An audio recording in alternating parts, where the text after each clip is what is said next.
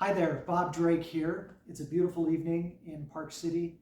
I actually wish I were out flying tonight, but decided to make a video. I recently passed my private pilot Checkride, and the purpose of this video is to share my experience with you. Now first, the private pilot Checkride consists of both an oral exam and a flight test with a designated FAA examiner. It's a designated pilot examiner, or DPE. It could last up to 4 to 5 hours, and it's really the last step in becoming a licensed private pilot. In fact, on this, it's called a Checkride. Your DPE is actually your first passenger with you as pilot in command. So here's my experience. First, I had about 75 hours of total flight time.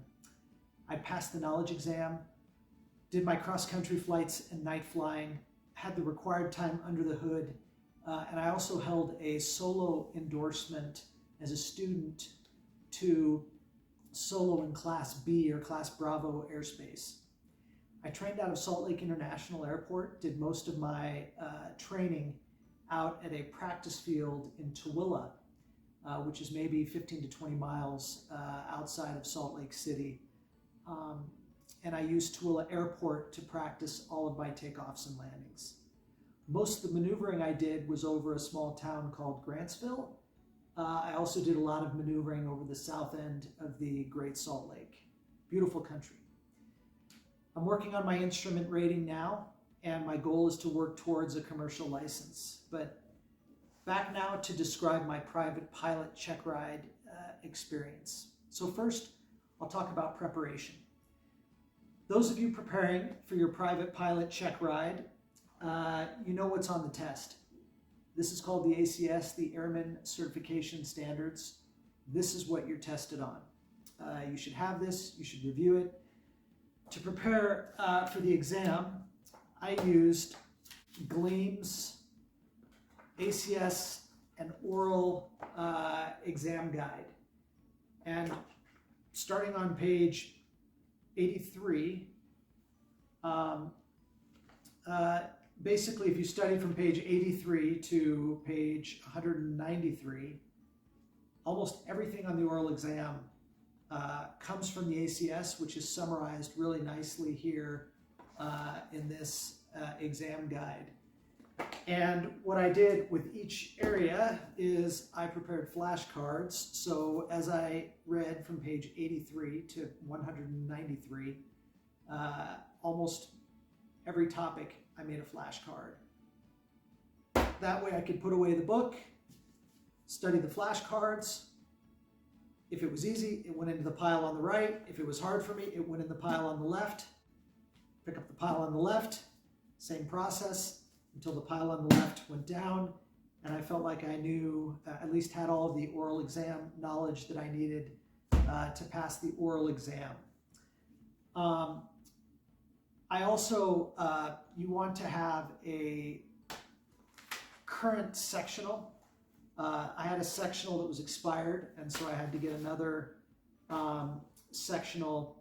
You want to have a copy of the POH for the plane that you are flying in, and you don't have to read the POH, but you may get asked to look up V-speeds or what type of oil the plane requires in the POH. So if I said, where does it say in the POH what type of oil goes in the plane, you don't want to take 20 minutes trying to find it. So you should be familiar with the POH. I love the TAC, the Terminal Area Chart. I fly in and out of Salt Lake City International Airport, and this has all the VFR transitions into that airport. And so if the tower calls you on the barn transition, you know what the barn transition is. If the tower calls you on the I-80 transition, you know what the I-80 transition is. The TAC almost feels like a simplified sectional, but if it applies in your area, I would have the TAC. Make sure they aren't expired. For your cross-country flight, you can use manual nav logs with all of your waypoints and your top of climb, top of descent, and all of the wind corrections and fuel burns and time, or you can use ForeFlight. I actually did both and kind of cross-check them against each other, and that was perfectly fine.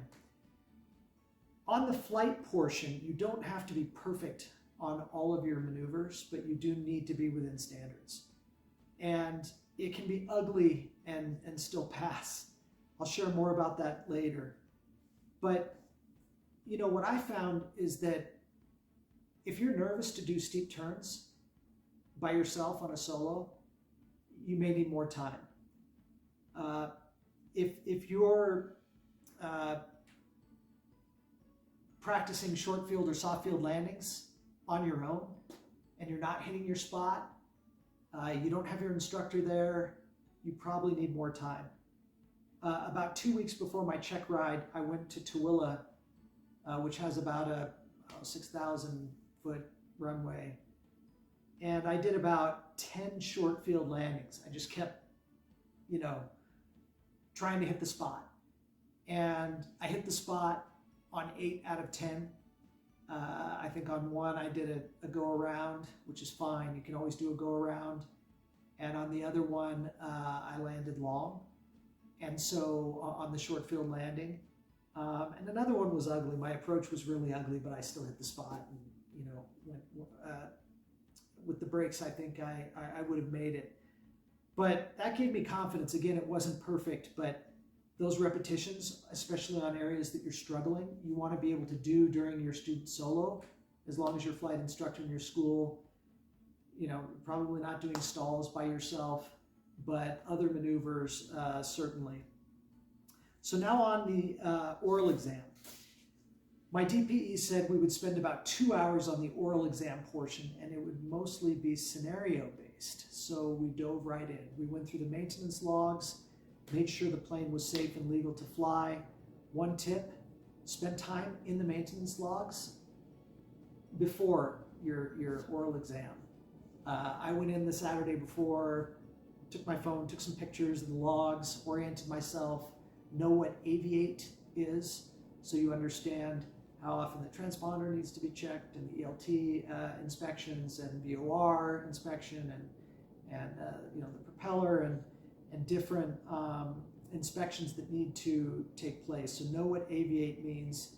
He started in on decision-making, risk management, pilot qualifications, airworthiness. He gave me a scenario and said, hey, Bob, let's go to Vegas. You fly us down there. If you fly us down there, I will buy, front row seats to shows. I'll pay for your dinners. I'll pick up the first night of the hotel room. In fact, pretty much all expenses are on me. You just fly us down there. And asked me if that was okay. And it's not okay to accept any compensation. So I think he was just trying to find the line as to, in substance, whether you are selling your service or acting, as a commercial pilot for profit, or if you're truly splitting the fuel and all of the operating costs, which we know that's the right answer. And so, of course, I said, no, I can't accept any compensation for taking you as a passenger. We went through the required equipment, tomato flames.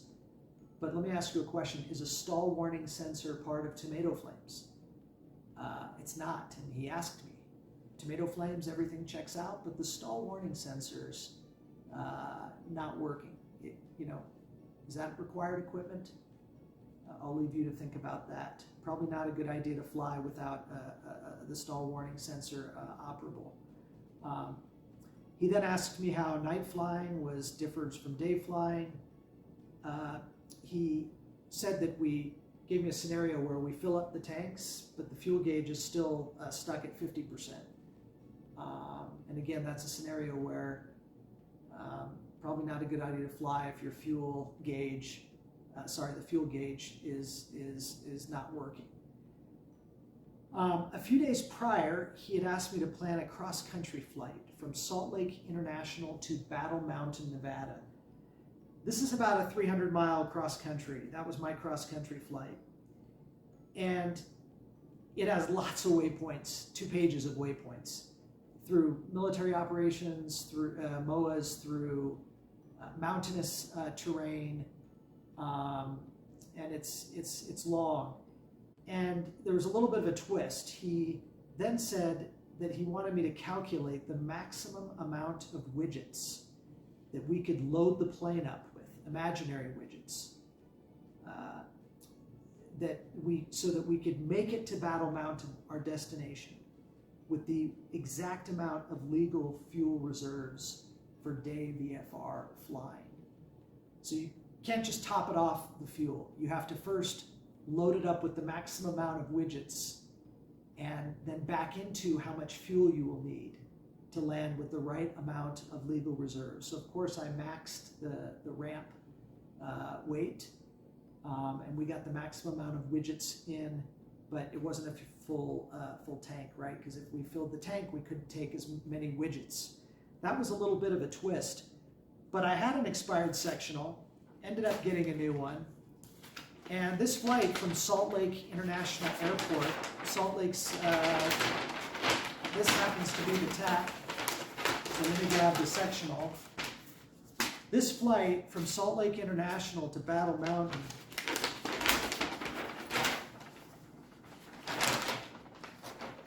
starts over here in Salt Lake and ends over here in Battle Mountain.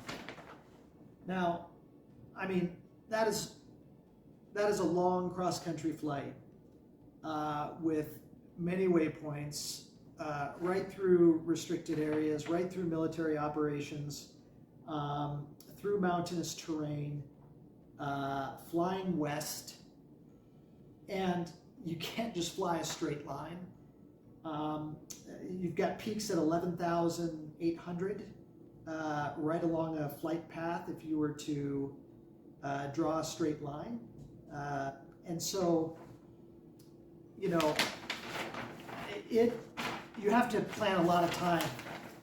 So on this cross-country flight, I used both ForeFlight, which was acceptable to him, and a manual nav log, 2 pages of waypoints with 2 different paths, depending on how air traffic might guide me out of Class Bravo airspace.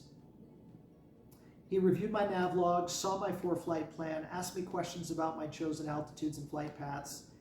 I filed a flight plan with 1-800-WX-BRIEF, and I made detailed notes on the weather briefing I received as well.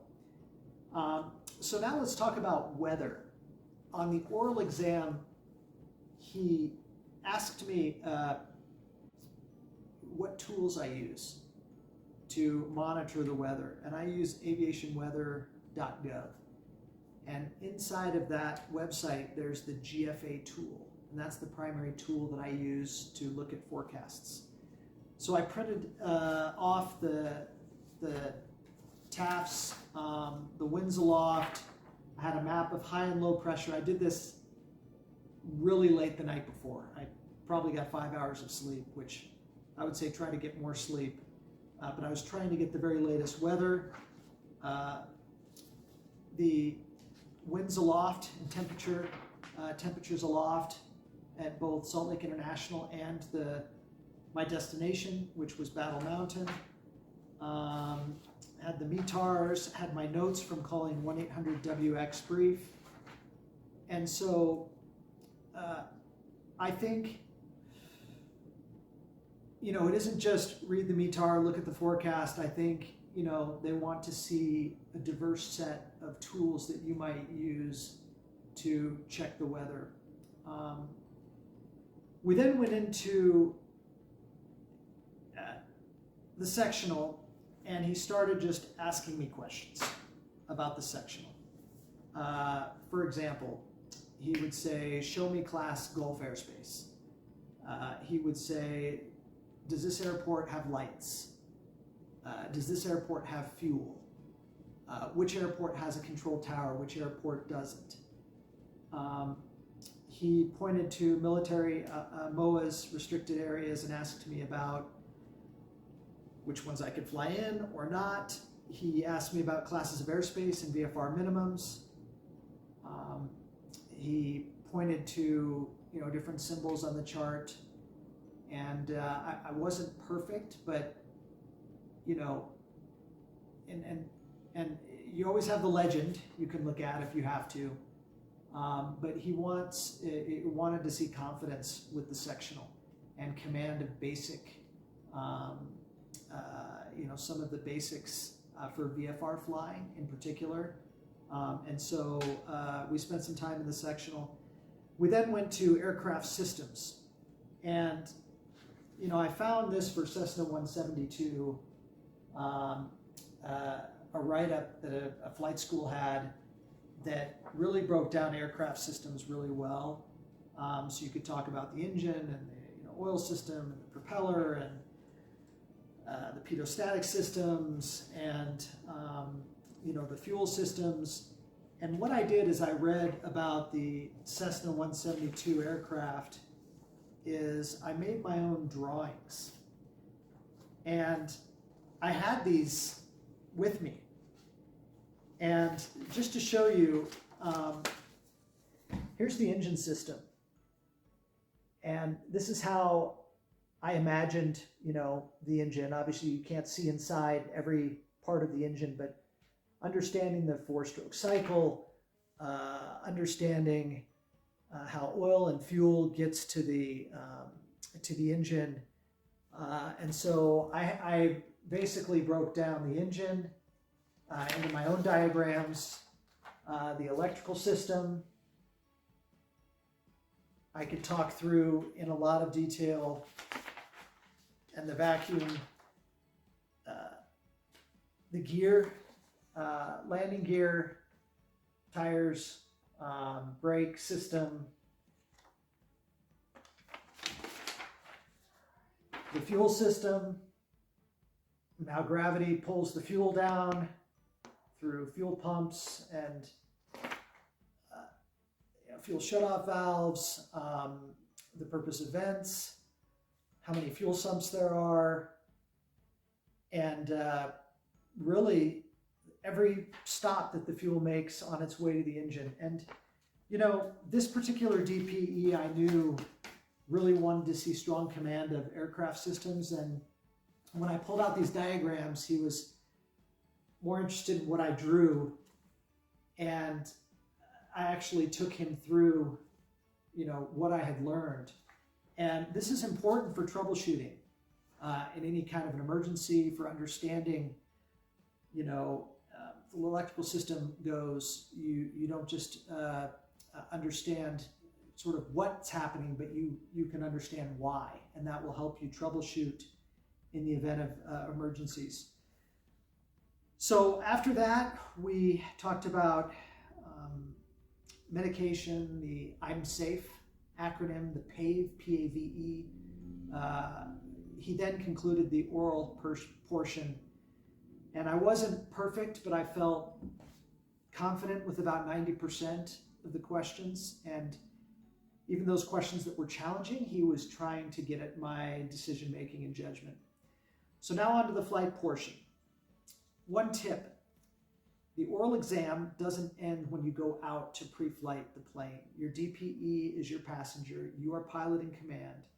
So there are times when the DPE will break character, and at one point he was just standing there waiting for me to invite him into the plane. And they want you to treat them like a passenger, do passenger briefings, let them know when pre-flight is done, when they can get in the plane. During the pre-flight, he did pop in and ask me a few questions, almost like a passenger. What are these lights? What does this antenna do? What's this fin-like thing under the plane?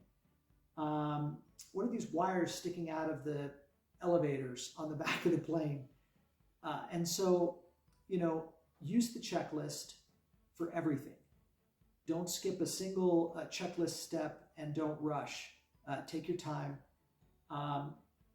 And that was the most important thing that I had to remind myself, was that on the flight portion, once they ask you to do something, it's not a race to do it. Take a minute, think through, get yourself composed. If you need a minute to just kind of take some deep breaths before you do a maneuver, take a minute. If you need to look around, make a radio call, to kind of get yourself prepared, do that. So did the pre-flight. I was in a fuel-injected plane. I did most of my training in carbureted 172s. This flight school has about 5 or 6 models of 172, Cessna 172. I had flown all of them at least once or twice. The plane I was doing my check ride in, I was fuel injected. A little bit trickier to start, but it started right up. And I called clearance to start our cross-country flight to Battle Mountain. Got cleared. You have to get, obviously cleared into Bravo. They give you an altitude, a squawk code. Passed me off to ground. Went to ground, and then tower. And just before I was cleared to depart, he asked me how long to my first waypoint. And I looked at fortunately I had my nav logs with me. I also had it on ForeFlight, and it was about 11 minutes. And I said, about 11 minutes. And he said, okay. And he started the timer. And I went full throttle. Airspeed's alive, engine instruments look good. I take off, climb out, kind of between VX and VY, and follow the tower's instructions on the I-80 transition. And fortunately, I hit my waypoint within about 10 seconds of 11 minutes. And you never know what the wind's going to do, but as soon as I hit that first waypoint, he diverted me to Toelle. He asked me how long it would take us to get to the Toelle airport. He said, there's smoke in our path. I'm going to divert you to Toelle. How long will it take to get us to Toelle? How much fuel are we going to burn? And how far is it? And I knew, based on where we were, that we were about 8 miles north. And I looked at my indicated airspeed, did a quick calculation to true airspeed, ground speed, and fuel burn based on how long it would take at cruising speed. We were about, 6 minutes or 8 minutes away. And I kind of talked through my calculations, and he was okay with that. So then as we got near Toelle, he took me into my first maneuver, and he said, okay, we're going to do steep turns. So why don't you climb to an altitude that would be safe to do a steep turn. Tell me what altitude, tell me what speed you're going to target going into the turn, and we'll start with the left turn. And I thought, yes, the left turn was better than the right turn. And so did my clearing turns, made a radio call that we'd be maneuvering, climbed to 7,500 feet. So I gave myself plenty of altitude, and took a minute and power in, 2 rolls of trim, 45 degrees, and I stuck my first turn. And as I rolled around and came back right on heading, I lost maybe 10 or 20 feet, but it was pretty tight. He said, okay, we're going to move on to the next maneuver. So I didn't even have to do a right turn. So I did 1 steep turn to the left. He then said, please set up for slow flight. He asked me what my target speed would be in slow flight. I think it was in the 50s somewhere, knots. And as soon as I got into slow flight, held my altitude, which is important to get that nose up. He then had me do some descents, some turn to headings, a little bit of climbing and slow flight. And from there, we went into power off stalls. And that went fine. He then had me clean up, and he put me under the hood for turns to heading, constant speed descents, and other kind of, I think it was pretty quick, commands, I'll call them. And he kept me under the hood and asked me to climb. And that's when he went into the unusual attitude recoveries I kept the foggles on. So one was a climbing left bank where I had to recover.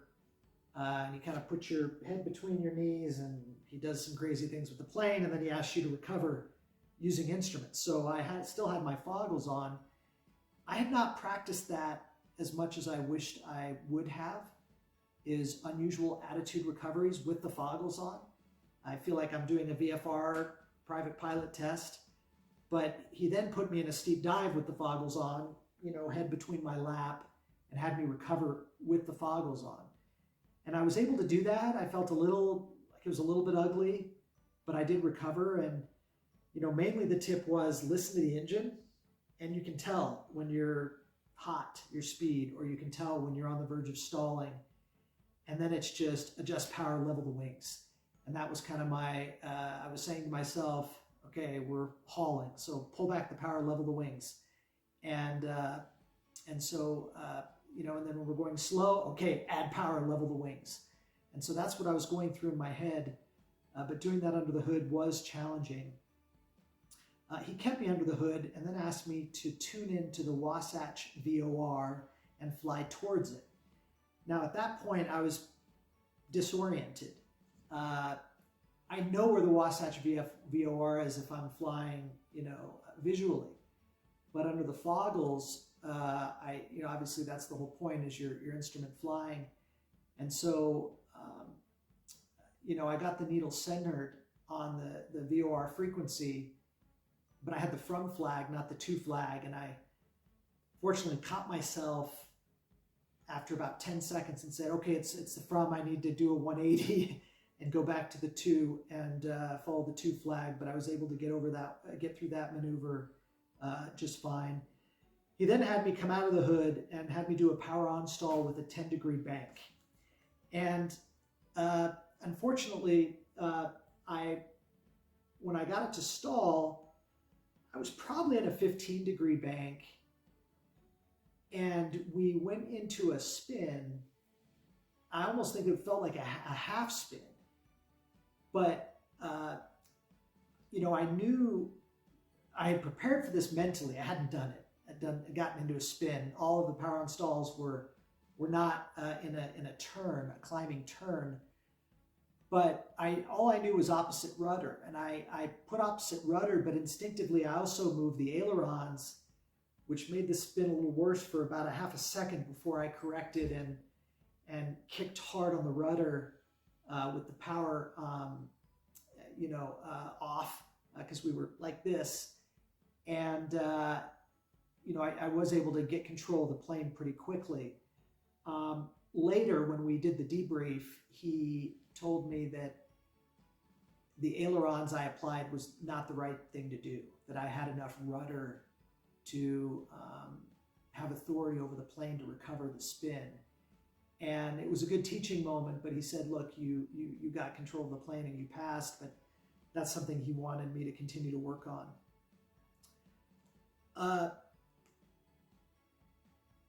After that, he took me towards the airport and asked me to climb to 7,000 feet, which was about, maybe 2,500 feet or 1,000 feet over the runway. And he told me ahead of time what he was going to do. He said that at a certain point, he's going to take me over the airport and there's going to be an emergency. And he's going to want me to land between the taxiways on the runway underneath us. And he pulled the power, and I was somewhere between 7,000 and 7,500 feet, maybe 3,000 feet above the runway beneath me.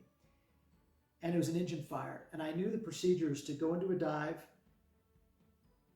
and, get the airspeed up to put out the fire, theoretical fire, and make sure you come out of that dive with enough altitude to get into the downwind and with no power, basically that power off landing. And, I'd been able to mentally prepare for this. I went into the dive and I came out a little high. And I was a little high on the downwind, and I turned to base and turned to final. I didn't want to come up short, but I was still coming in high towards the numbers, and I knew I was too high. And so I put it in a forward slip. I had about 20 degrees of flaps at that point, and was just like praying, oh, I gotta get down this run, please, like, sink. And I put it in a slip, put the nose down, left aileron, right rudder, and came down quickly. And then I came out of the slip. About halfway down the runway, my wheels touched, applied the brakes, and I barely made that lax taxiway. Otherwise, I would have been, I would have had to turn the plane around. And I made it. And I knew that, if I had come up short, I would have failed, and you fail the check ride. But once I completed that maneuver, I knew the rest of the maneuvers would be straightforward. So after the emergency descent, we did short field, came around and did a soft field takeoff, which went fine. Short field landing was fine. He told me there was an imaginary obstacle at the end of the runway, and so I came in, I hit my spot on the short field landing. Soft field landing was a little ugly, but I held, got into the kind of ground effect, held it off, got the nose wheel, held off the nose wheel, and right as I was about to put the nose wheel down, he yelled, "Children on the runway! There's children on the runway!" And it actually kind of freaked me out. And like, I didn't know whether to slam on the brakes or do a go around because I was still kind of in that ground effect. And so I just full power.